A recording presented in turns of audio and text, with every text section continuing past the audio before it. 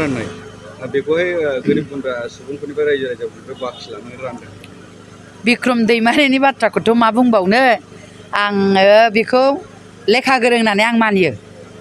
आरो आंजों गाज्रिबो नङा रायदावोबो आब' होननानै फंबाय हिसाबै आं बेखौ खावलायनो लुबैदों माने राकेश ब्रह्मनि जे अमा राननाय बेखौ जे बिथाङा फल्स बाथ्रा बुंबाय आं बेखौ खावलायनो लुबैदों फंबाय बिथाङा लेखा गोरों गथ' हिसाबै जानला मेला दा बुं आं बेखौ खावलायनो लुबैदों मानो होनोबा बे अमाखौ साप्लायारानो डाइरेक्ट गारियाव दिखोनानै लानानै फैखानायखा आरो दाखालिबो आङो नैबे 13 नाम्बार समस्थियाव रानदों डाइरेक्ट बिथांमोना साप्लायारानो लानानै फैदों बेखौ राकेश ब्रह्मआ बाया मालाय साप्लायारासो बायो बेलाय EMआ बहानि अमा बायनांगौ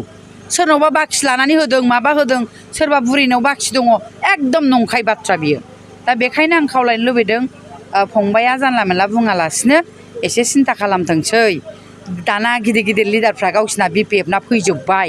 दालाय मानो दाख्लै नमिनेसनावबो जोंना आदा खाम्फाया मानो थाफायाखै बेफोरखौ एसे नोजोर होबानो जायोना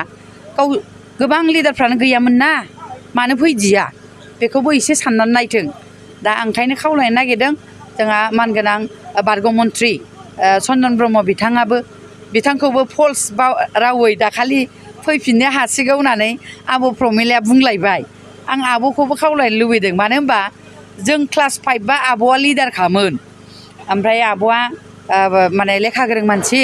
MLA जालांबाय मन्त्रि जालांबाय